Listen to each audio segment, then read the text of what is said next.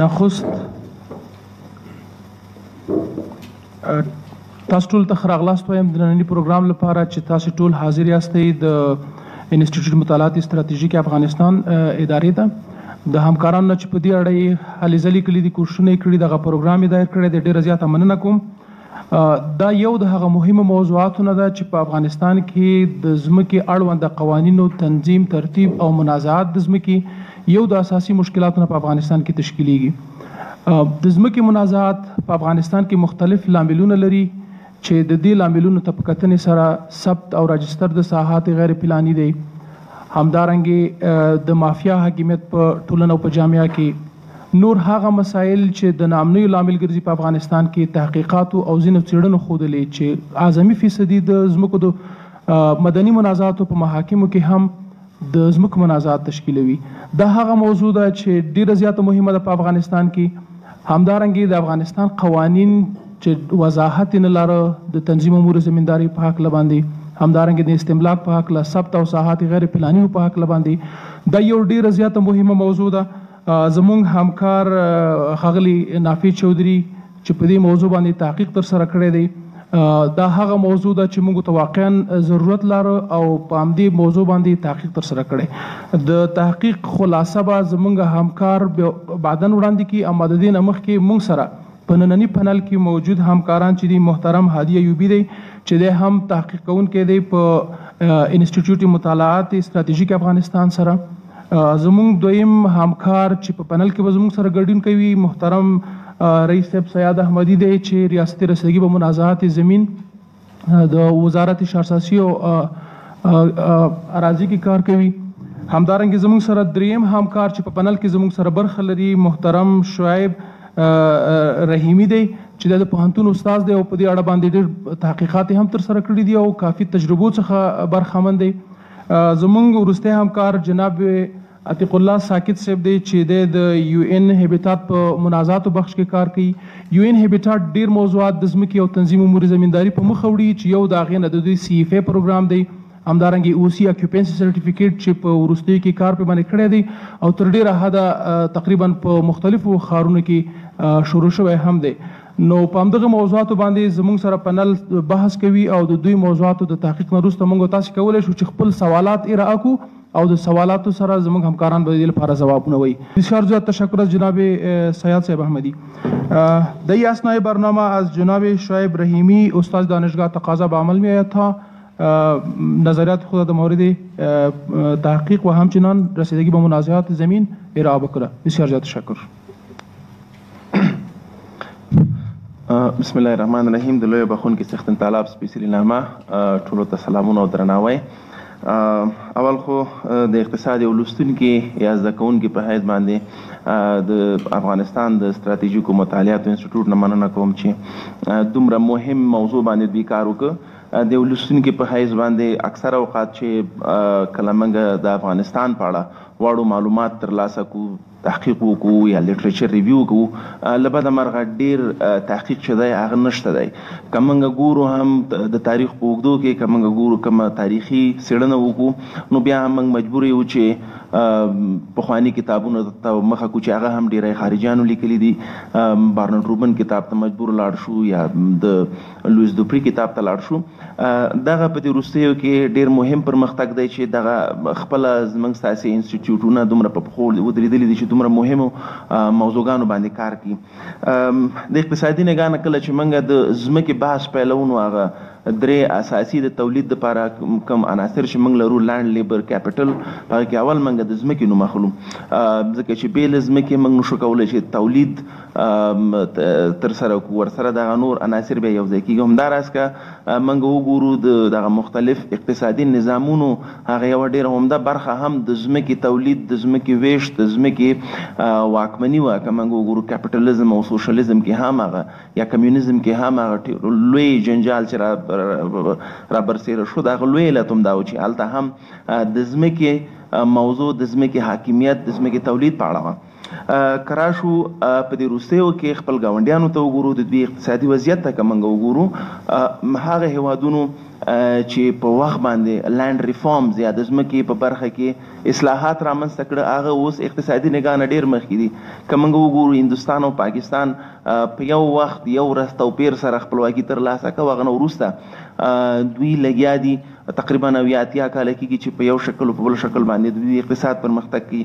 خو هغه یو شی چې هندوستان د پاکستان نه ډېر اقتصادي نگاه نه ډېر پیاوړی کړي هغه دا و چې دوی په صحیح وخت باندې لینډ ریفارمز یا ځمکې اصلاحاتو ته پاملرنه وکړه. زراعتي ځمکه څنګه وژغورل شي، د زراعتي ځمکې ویش چې نسل در نسل تقسیمیږي، لینډ فریګمنټیشن یا سیګمنټیشن چې کله کېږي هغه سره لوی ستونزه دا رامنځته کېږي چې هغه ځمکه ورو ورو ورو وړه کېږي او بیا بالاخر تاسې نشئ کولی چې ټکنالوژي یا په صنعتي شکل باندې ډېر تولید پکې وکړي. هغه شی چې پاکستان ونه توانېد هغه لینډ ریفارمز و. نو اوس که موږ وګورو د صادراتو په برخه کې خپل کورني تولیداتو په برخه کې هندوستان تر ډېره بریده پورې په خپلو پښو ولاړ ده، خو پاکستان اوس هم همغه 40 کاله پخواني وضعیت سره که مقایسه کړو په عین شکل کې دی.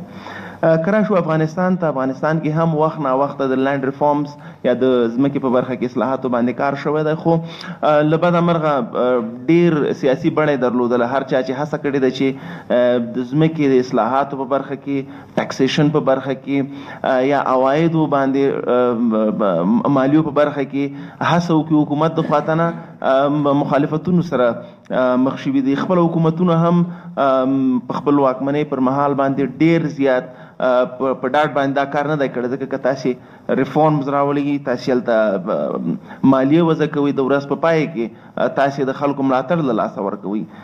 موږ ته شاهد یو چې تاریخ په اوږدو کې دغه ستونزې په یو شکل په بل شکل باندې وي. که اوسني وخت ته راشو، زموږ ستاسې اقتصادي وضعیت چې ډېر زیات د ډاډ وړ نه دی. که موږ د ناخالصو کورني تولیداتو رشد یا جي ډي پي ګروت ته وګورو، که موږ خپل مالي سیکټور ګروت ته یا د فاینانشل سیکټر ګروت ته وګورو، همداراز نور برخو ته که هم وګورو د ډاډ وړ نه دی. خو په دغه ټولو ستونزو کې هغه یوه برخه چې واقعا ډېر مهم رول لري هغه بیا هم راځو موږ د لینډ ریفارمز ته. په هغه کې مشکل دا دی چې که موږ د مالي سیکټور ته هم تنه وګورو، د بانکدارۍ هغه اصل هم دا دی چې د خلکو نه پیسې اخلي بیا نور خلکو ته قرضه ورکوي.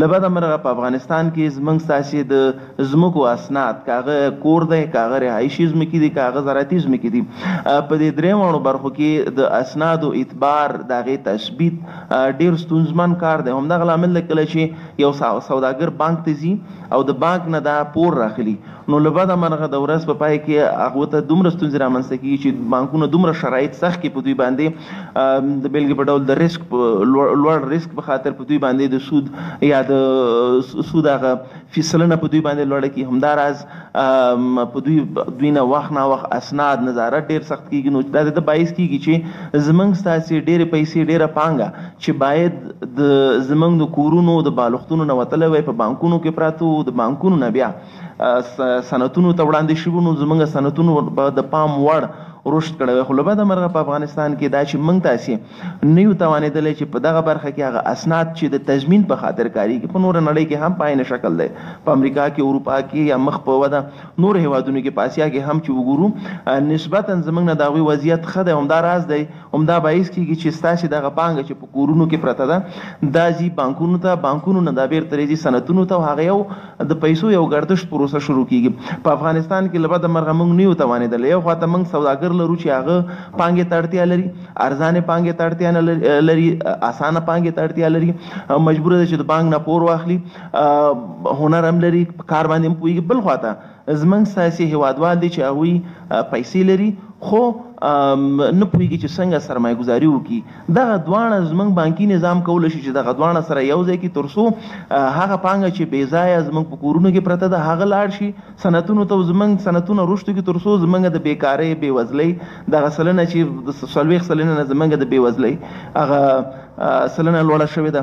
که موږ وګورو زموږ د غربت یا بېوزلۍ سلنه دا د 54 سلنه لوړه شوې ده. همداراز کله چې موږ د کار بازار ته ګورو، نو د نړیوال بانک راپور په اساس باندې هر کار 400,000 یا 4 لکه کسان کاري بازار ته داخليږي. نو اړتیا دی ته ده چې زموږ د اقتصادي رشد سلنه باید لږ تر لږه 15 سلنې ته لوړ شي. خو موږ تاسې له بده مرغه شاهد یو چې هغه د ده پر ځای چې رشد پورته لاړ شي راکمیږي. موږ په دغه تېرو 4 کالونو کې 2.7 سلنو ته دغه رشد ورسو. خو تېر کال دغه رشد سلنه د 2.7 سلنو 1% یا 1% ته راټیټه شوې ده چې تشویش وړ خبره ده. د ځمکې په برخه کې د اصلاحاتو په برخه کې یو څه کارونه شوي دي. کوشش دا شوی دی د لارې حل او اسانه حل دا هم دی چې که دا پروسې زموږ ډیجیټل شي نو تر ډېره بریده به زموږ ستاسې دا ستونزې حل شي. که چېرې موږ وکولی شو چې یو سیسټم ولرو، په دغه سیسټم کې دغه ټوله ډیټا انټر شي، بیا هغه نه وروسته چې کله څوک د بانک نه قرض اخلي اسانه به دا وي چې تاسې لاړ شئ ډیټابیس ته دننه شئ، هلته نه تاسې دغه ډیټا ترلاسه کړئ او تثبیت شي. له بده مرغه په دې برخه کې بعضې پروژې هم وشوې، خو د دغه پرمختیایي پروژو هم همغه حال وشو چې میلیاردونو نورو پروژو وشو. مثلا د یو سیټ د خواته نه یا بعضې نور ډونرانو د خواته نه لینډ ریکارډ ماډرنایزیشن یا د ځمکو د هغه اسنادو ډیجیټل کولو په پروسې په برخه کې وخت ناوخته پروژې را شروع شي. خو له بده مرغه دا چې هغه خلک چې په اړوند ادارو کې کار کوي په دې پروسې کې خپل تاوان ګوري، دوی دغه ماډرنایزیشن ته غاړه نه ږدي. او همدا باعث کېږي چې یو څه خپله دغه د پروژو د سټرکچر او د تطبیق په پروسه کې او هم د حکومتي ارګانونو د علاقمندۍ نشتون هغه د باعث کېږي چې د ورځ په پای کې موږ نه یو توانېدلي چې دغه زموږ د ځمکې او د کورونو اسناد جدید شي. بل دا ده چې موږ تاسې مهاجرین دي چې وخت ناوخت را روانېږي.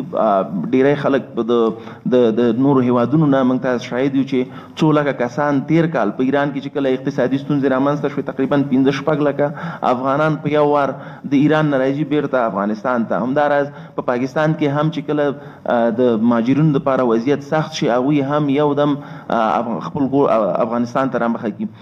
دې سره ستونزه داسې را پیدا کېږي چې دغه ټول زموږ ستاسې اقتصادي مرکز محدوده شوی کابل پورې، نو په کابل باندې وخت ناوخته دغه فشارونه زیاتېږي. موږ تاسې شاهد یو چې حتی دغه 10-12 کاله مخکې هم که تاسې وګورئ دغه د کابل تپې تش وو، اما اوس تاسې وګورئ چې ورځ تر بلې په دغه تپو باندې نوي کورونه جوړېږي. اړینه دا ده چې په داسې شرایطو کې چې موږ هغه قوانین رامنځته کړو تر څو د دغه بې سیستمه او بغیر هماهنګه دغه د ځمکو د کورونو پراختیا مخنیوی وشي. په دې برخه کې واقعا د دغه مقالې هغه چې کله اول وار ما ولیده زما ډېره خوښه شوه. په هغې کې ډېر مهمو نقطو ته اشاره شوې وه، د پالیسۍ نقطې به په کې چې هغه ته اشاره شوې وه، ستونزو ته اشاره شوې وه. هغه بحثونه چې موږ تاسې په لارو کوڅو کې کوو هغې هڅه کړې ده چې په یو اکاډمیک شکل کې یو اکاډمیک چاپېریال ته را داخل کړي تر څو په ده باندې موږ کار وکړو. له بده مرغه زموږ ستاسې دغه لیټریچر برخه دومره ضعیفه ده چې څومره په دې کې کار کوو هغه کمه ده. نو زما هغه وړاندیزونو کې به اول وړاندیز دی چې دغه لړۍ باید هم دغلته ونه درېږي. ډېر ښه پیل شوی دی، دغه لړۍ باید ونه. دوهم دا دی چې خپله اراضي زموږ ستاسې تھنک ټانکونه چې څومره دي، څومره چې څېړنیزې ادارې دي، دوی دغه موضوعګانو ته پاملرنه وکړي او یو په یو هماهنګ شکل باندې راځي چې موږ تاسې یو لیټریچر رامنځته کړو. ستونزه دا ده چې کله موږ پالیسي میکینګ خواته ځو نو د پالیسۍ په برخه کې هم همدغه ستونزه ده چې کله تاسې ځای لیټریچر نشته دی. که کله تاسې مقاله ګورئ یا کومه لیکنه ګورئ هغه 20-30 کاله پخوانۍ ده، نو دا هغه باعث دې کېږي چې هر وارې موږ د پالیسۍ خواته ځو، هر وارې موږ د لیکنې خواته ځو، هر وارې موږ یو سټراټیجي جوړو. زموږ دپاره بیس لاین ډیټا ډېره ضعیفه ده. په دغه برخه کې دغسې مقالې کولی شي چې څېړونکو لپاره، پالیسي جوړونکو لپاره او هم دولتي ارګانونو لپاره دغه ستونزه حل کړي. که چېرې دغه ګامونه کوټېلې ګامونه پورته شي، زه فکر کوم په لنډ وخت کې به موږ تاسې شاید یو. دا ستونزه ډېره ساده ښکاري خو چې څومره تاسې په دې کې مطالعه کوئ بیا تاسې پوهېږئ چې څومره پیچلې ده. دغه مقاله هم دغه تشویشونه سړي ته زیاتوي. نو دا ده چې په دغه برخه کې نورې څېړنې ته اړتیا ده. هیله ده چې دې ته لا هم ادامه ورکړل شي. ډېره مننه.